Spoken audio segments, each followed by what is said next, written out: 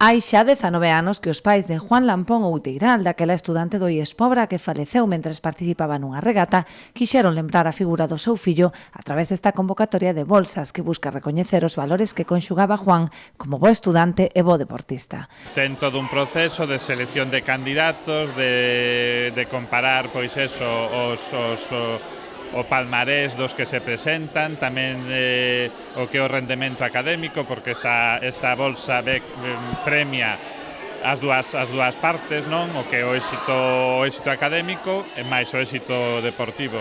Un exemplo que reúne a perfección estes valores é o de Alejandra Ríos, que exerceu como madriña desta edición das bolsas. A remeira pobrense ofreceu unha charla aos estudantes destacando a importancia do deporte non só a nivel físico, senón tamén polos valores que implica. Bueno, importante que o primeiro que lles vou contar é importante que é facer deporte, ter unha vida activa, vida sana, e sobre todo a disciplina e os valores que nos dá o deporte, que é moi importante,